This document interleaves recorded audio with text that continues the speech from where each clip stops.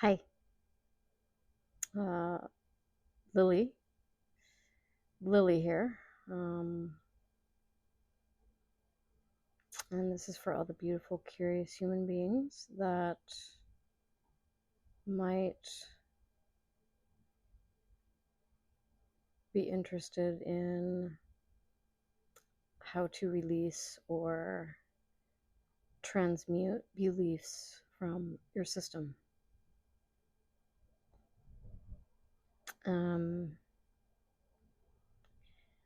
But first, I wanted to talk about why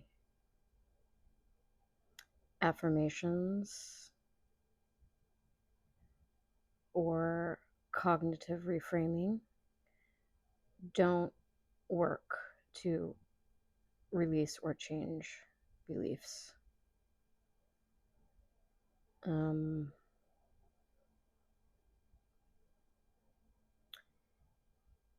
You might notice that even though when a belief rises to the surface and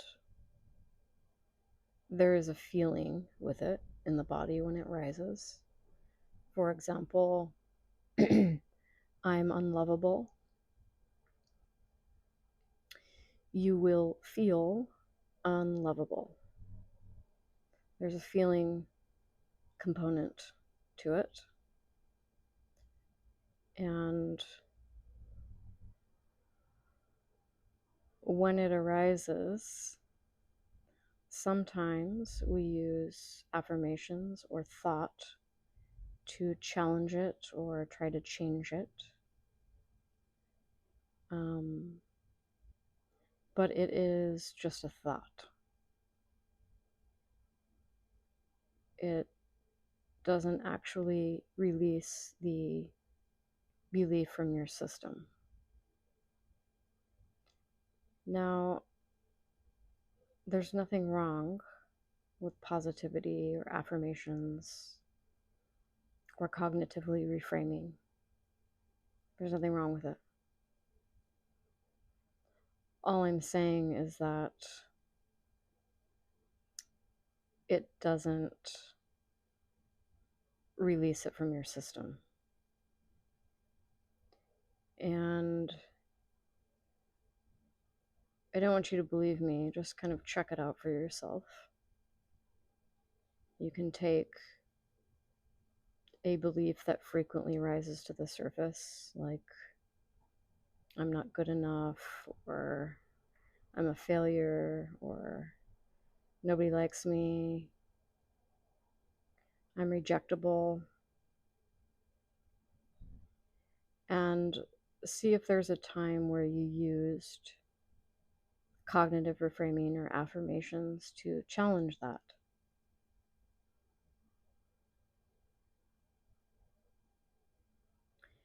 And then span out through time. Did it ever come back? Did you ever feel like that again?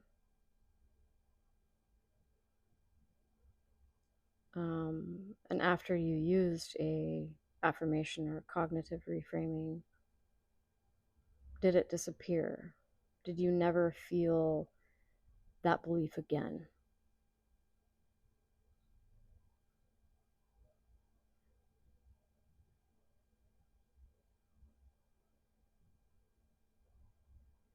Now, when I first started using affirmations, this was 15 years ago or something, I don't know.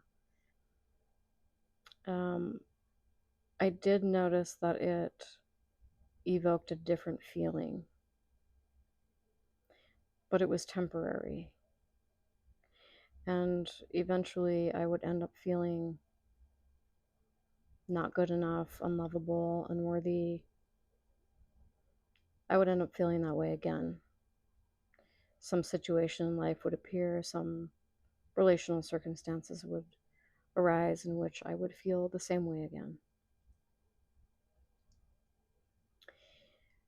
And those tactics are used for temporary relief. And they aren't a sustainable solution.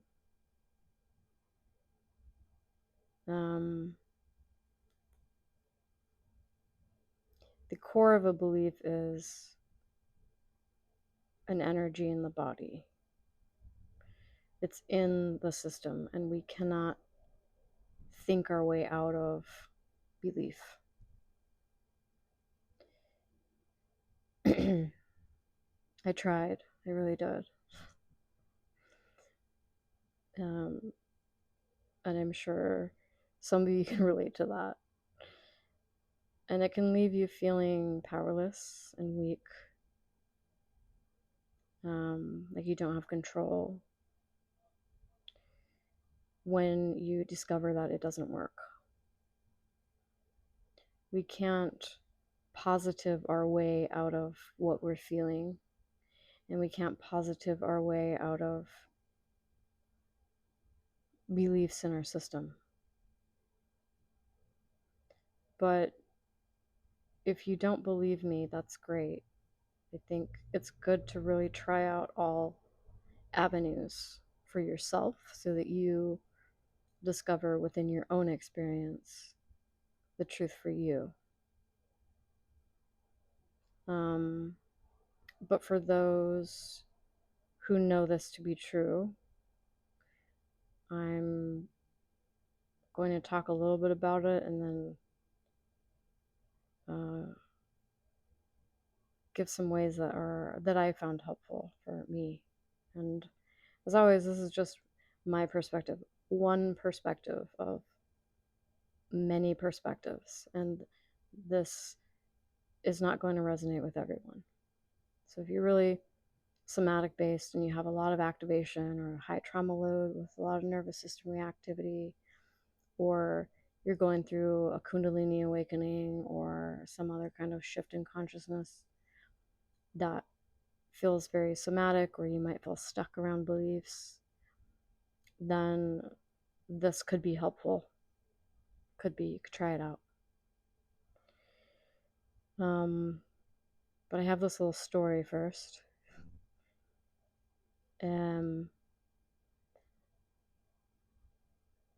This was, I don't know, maybe 10 years ago when I was not first getting into spirituality, but maybe 5 years after I was getting into spirituality, and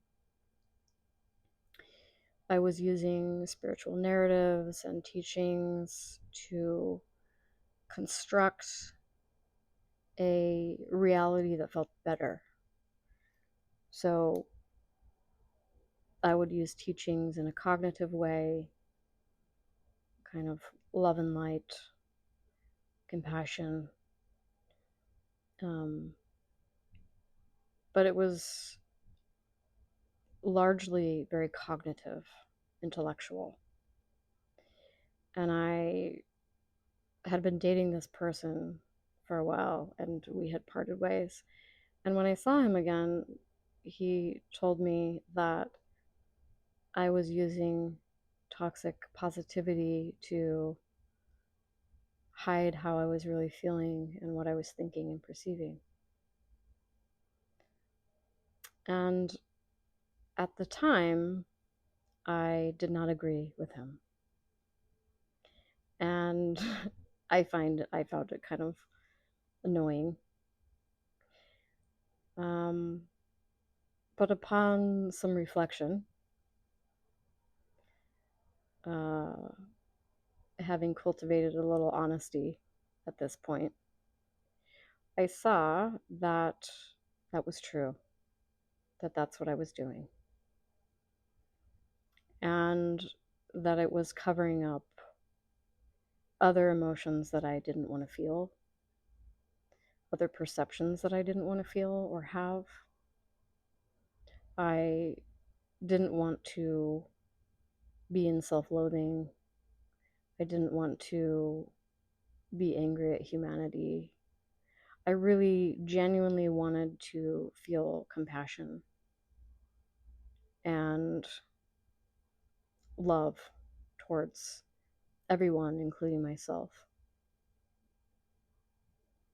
And even though that was genuine, I was using spiritual narrative and teaching to try to get me there, even in times when I wasn't really feeling compassionate or loving or positive. And what I found was that this was a protective strategy to meet a need and to avoid feeling something that I didn't want to feel. And so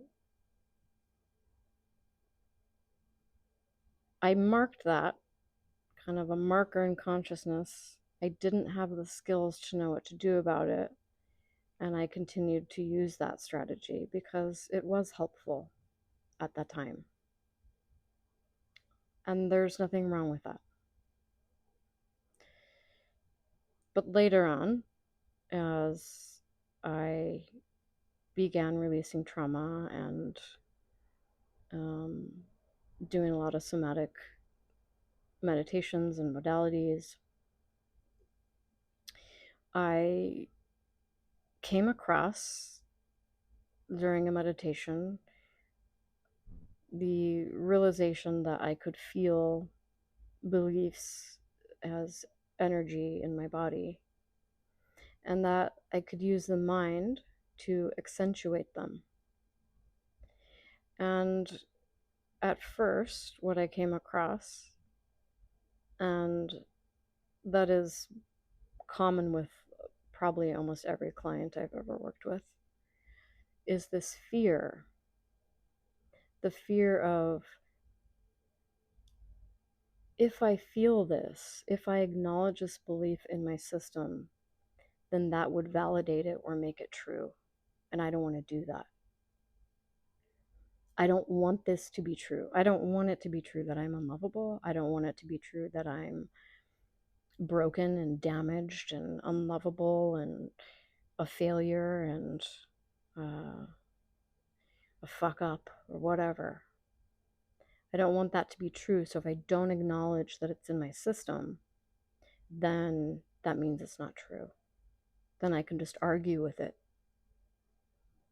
And what I found helpful, I guess a helpful perspective, was that I'm never acknowledging that it's the absolute truth. Whatever belief I come across in my system, no matter how painful that belief, or how shameful or cringy it is, I'm never saying that it's true. I'm just saying it's true that it's in my system and that it got here somehow because I wasn't born with it. We're not born with these beliefs about ourselves. Okay?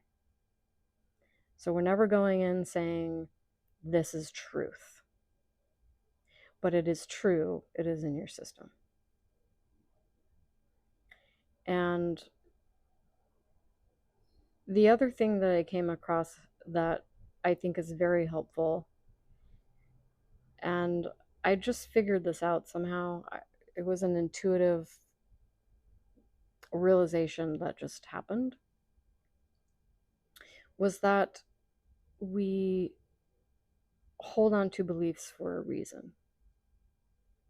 There's always a protective purpose for holding on to beliefs.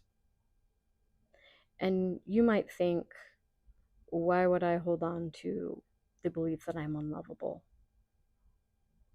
Well, there is a purpose to it. And I've done a lot of parts work, so a lot of somatic parts work therapy. And what I would do is when I was working with a part or a belief, I would find it in my body, locate the part in my body, locate the belief in my body, and I would step into a relationship with it. So I would start asking it questions, and I would listen to the sensation for the answer. Thought would bubble up, and knowing would bubble up, and emotion would rise to the surface. Now, this part is carrying the belief, you could say, a part of the psychological self, a part of the separate self, as the psyche does fragment from trauma and rejection of parts of us, right? So part of me is holding this belief that, let's say, nothing I do is ever good enough, which is the belief that I interpreted in childhood when criticized by my mother. So I interpreted this about myself through a relational means of being criticized. So there's a part of me that interpreted this in childhood and that held on to it for a very specific reason. And when I asked this part, can you show me where you absorbed this or when you interpreted this about yourself? A memory arose. Standing in the driveway with my mom, I was, I don't know, 11 or something.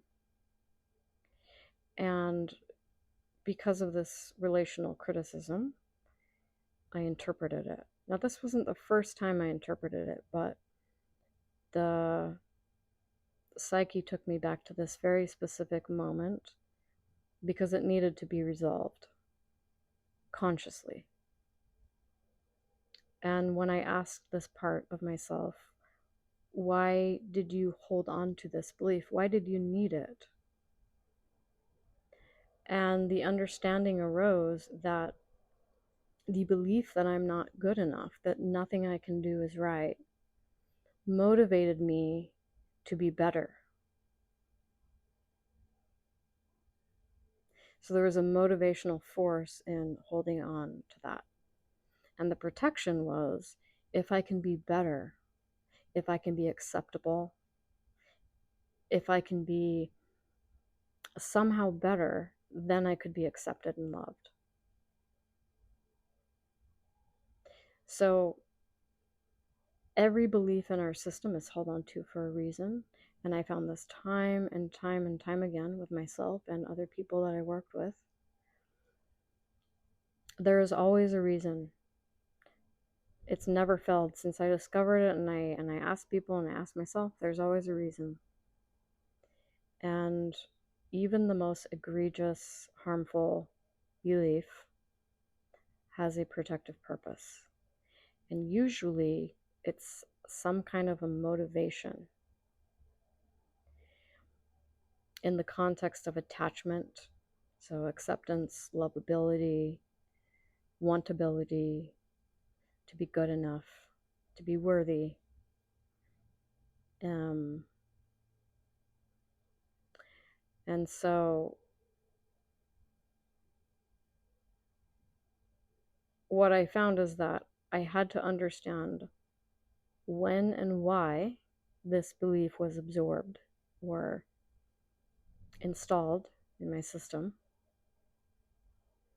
and why it was needed. And then I could feel the emotions surrounding it. And you can also ask these parts if they want to continue to hold on to them. Sometimes they do, and sometimes they don't.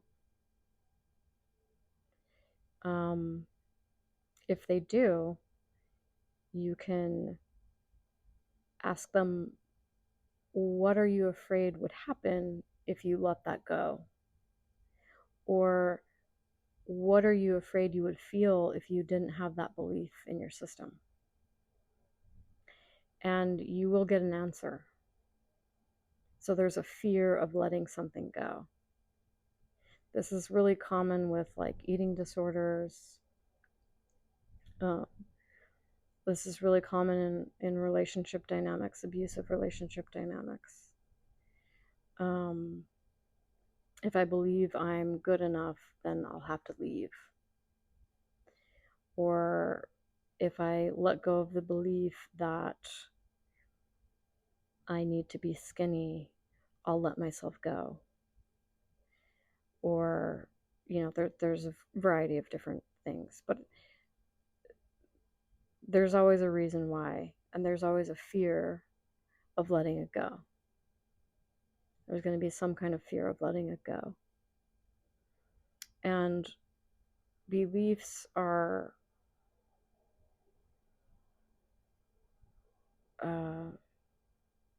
drivers of behavior, so they influence behavior. And so if you're wanting to make behavior change, but you're seeing that a pattern isn't dropping away or changing, there's probably a belief at the core that is preventing that from happening. And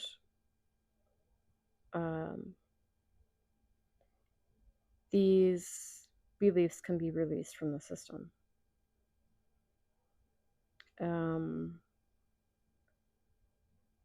So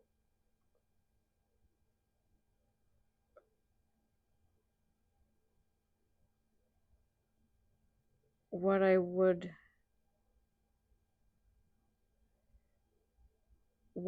suggest starting with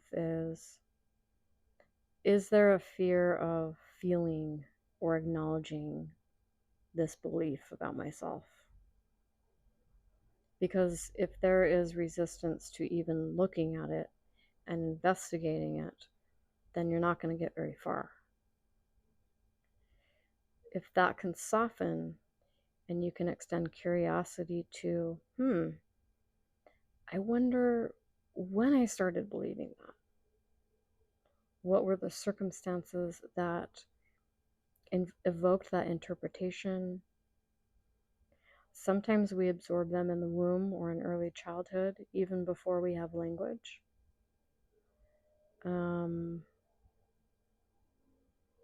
But mostly they're absorbed through the process of development and socialization. So they crop up relationally through family systems, through school systems, through larger society and media.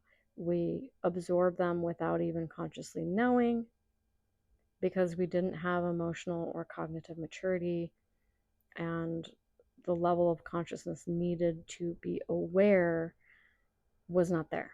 So we absorb innocently. These beliefs are also installed intentionally from the systems that we operate in.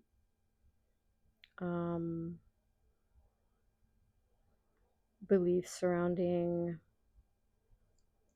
making other people our enemies, hating other people, judging other people, beliefs about success, what that means to be successful or failing. So largely we learn a lot of the belief systems through family of origin and schooling, but then they're later reinforced through media, employment. I mean, they're everywhere. So they're reinforced after they're installed or absorbed in our system. And a helpful analogy for me was something that came up in a meditation where I was kind of like,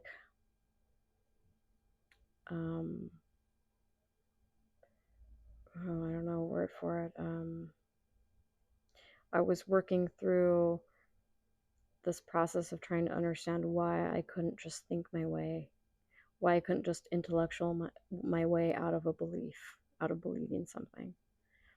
And the metaphor of a computer file was shown to me. And the message was basically like, when you have a belief, let's say the belief that I'm not good enough, if you had that information on a computer in a folder, if you put information of a a thought or a belief that challenged the primary belief, I'm not good enough, it's not going to delete the folder in the computer. It's still going to be on the computer. You're just adding more narrative or a different way to view yourself. So now you have two folders. So it doesn't delete the folder, doesn't delete the file or the information just because you're using a contradictory thought or affirmation. It's still on the computer. It's still on the hard drive. And the body is a very intelligent system that stores information. And, instead of the analogy of deleting the folder, we can use that it is transmutable or it is releasable. And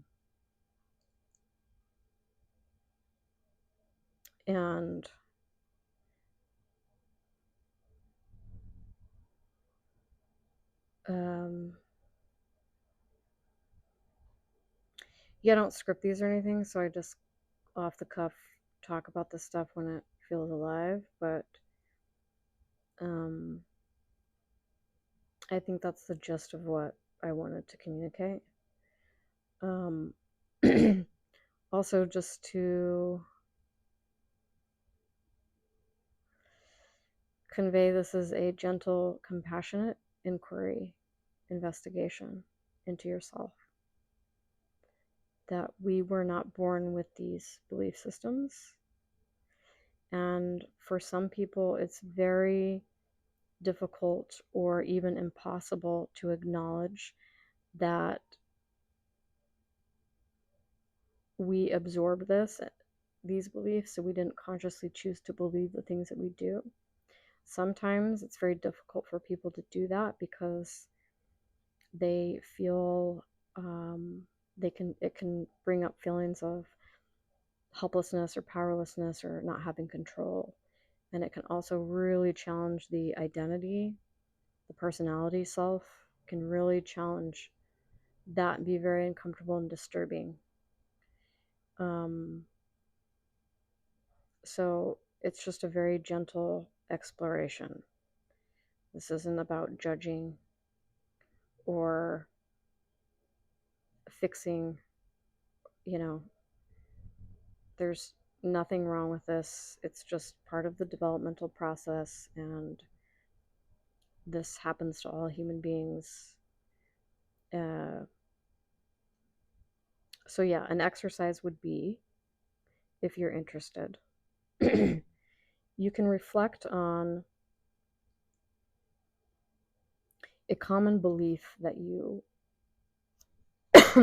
have noticed arising in your consciousness about yourself. It could be about yourself. It could be a judgment about someone else. So it might be, pardon me, it might be,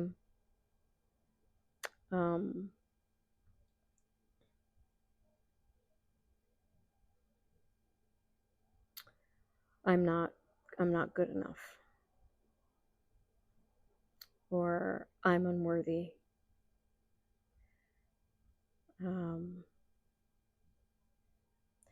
So when you identify the belief,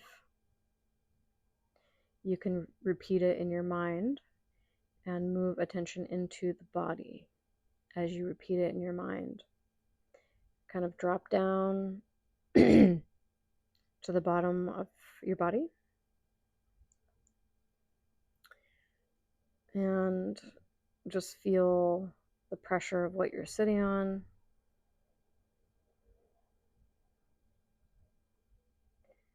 And as you repeat the phrase of the belief, notice what you're feeling in your body. And you're looking for a physical sensation. It feels physical. So it could be heaviness, tightness, constriction, Could be a heat, could be the feeling of like a migraine or a nausea. It could be tightening in the belly. Could be a holding in the breath pathway. Could feel like acid reflux. Could be any sensation. And as you repeat the belief, get clearer and clearer about where you feel it in your body.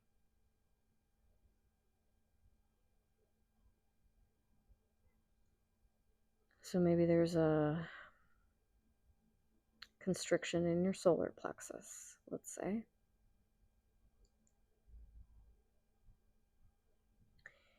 And you're going to want to diffuse or unblend, or another way of saying it is relax into the observer role, where you are observing this constriction. So I'm observing this constriction in my solar plexus. It feels like a squeezing inward, like somebody's squeezing. There's a little heat to it. I'm noticing heat.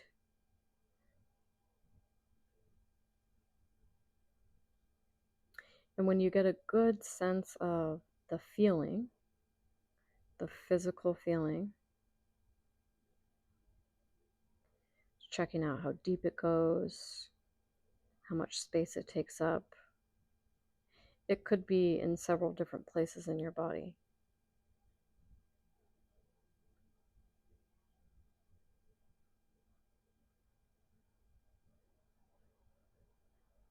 So after you've described it and created distance, relaxed into the observer of it,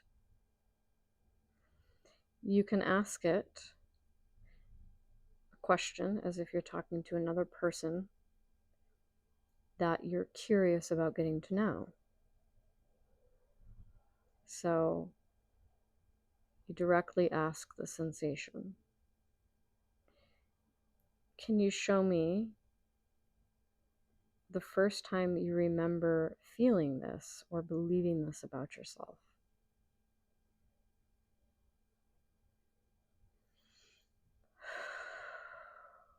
Slowing it down.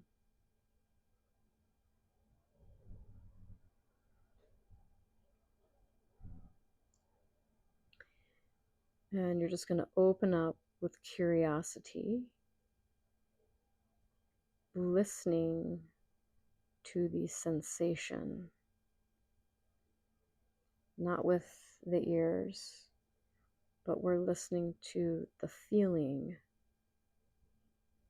of this sensation, this constriction.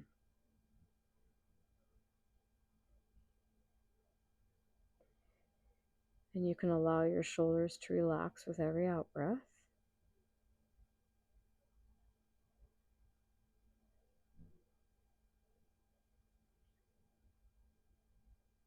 And you're opening up to receive the information. So you could get a memory, or you could get imagery.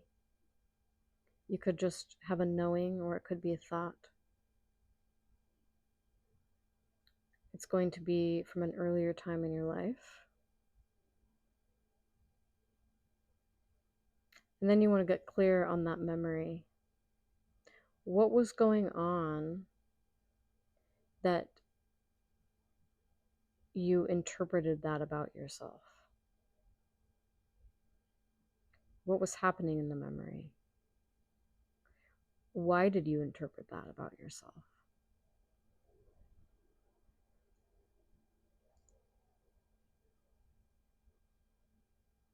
You could notice some emotion. And we just allow the emotion to be felt. If the body wants to cry or express the emotion, you just let it express. and breathe into the sensation as you allow the expression of it.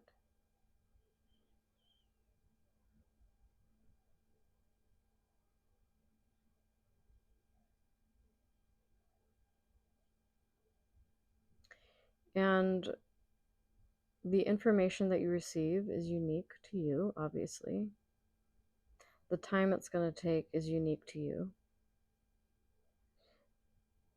We don't want to rush it. We want to give it space. The role here is that you are providing safety to this aspect of yourself or this belief or energy. You're providing it the safety and attention and curiosity that it needs to reveal the information to you. And you're noticing what changes in the sensation. You're noticing, how does it change when I identify an emotion? Or how does it change when I ask it, why did you need to hold on to this? How was this beneficial to you or protective to you to hold on to this belief? So you're noticing the change in sensation. Every time there's a little shift and change, that's a little bit of release that is happening. A little bit of transmutation of the energy is happening. And it's good to just give it time so you have time and space to check in with this. So this is just a little exercise so that you might get experiential understanding that beliefs are energy, information that's stored in your body for a reason. And there are memories associated with these beliefs. And there are things that have been waiting for you to see and feel them so that they can move through your system and find freedom from the contraction that they've been in.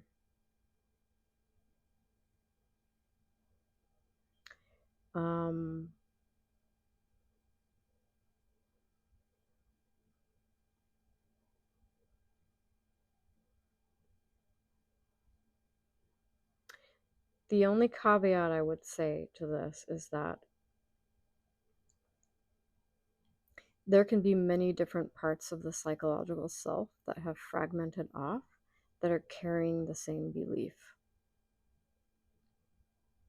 So that's something to know. I've worked with many different parts in myself that have carried the belief of unworthiness, not good enoughness. And every time the emotional and belief centered energy has been released, there's a calming in the system. But that doesn't mean it's totally gone from the system. There are other parts that carry the same belief. So when at all possible, it's good to go back to the very first time that you ever interpreted this. But this is kind of a very mysterious process because you're not in control of that. Whatever memory arises in your consciousness is the one that needs your attention. So you might not get the very first memory, but you will get the memory that is needed to be reconciled within you. And you can follow that like breadcrumbs. So maybe you resolve that memory or the energy and physiological memory of that. And then you can go back again when you notice the belief come up again and see what is the next memory that needs to be processed out of my body, that needs to be transmuted.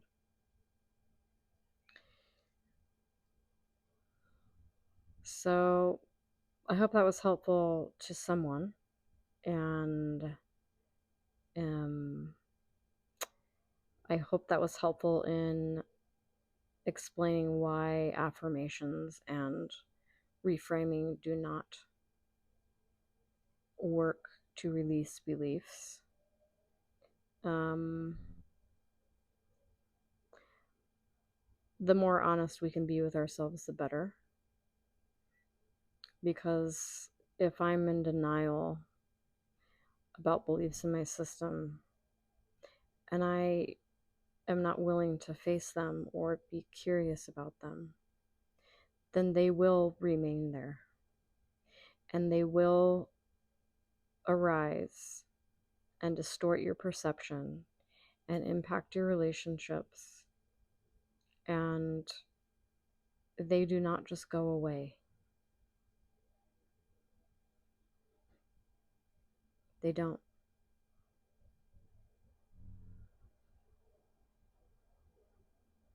But that doesn't mean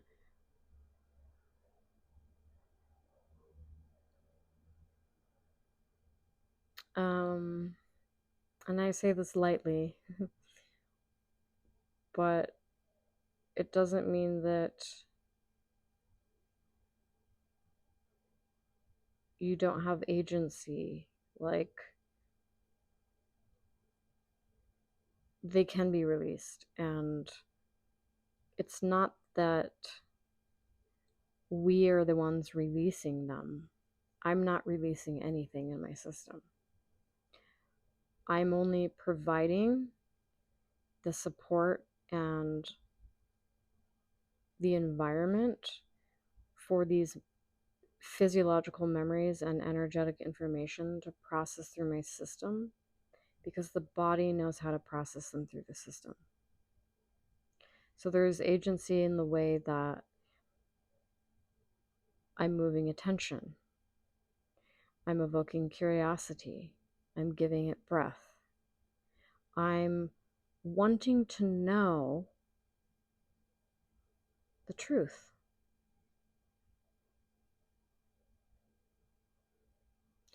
And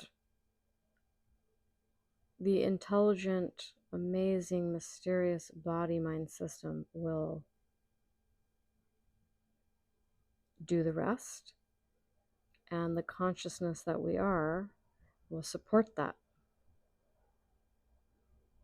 So we just got to show up, and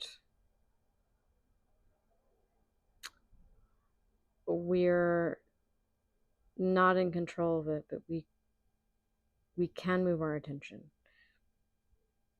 We do have agency. Okay, I think that's it. I always kind of feel pressure to make these shorter, but I don't naturally operate that way and just like trying to get out the information. And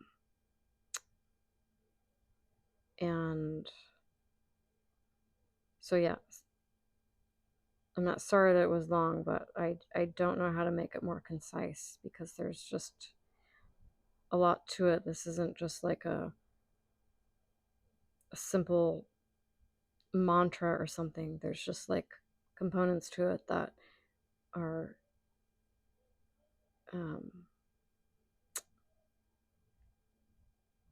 that need to be understood, spoken about.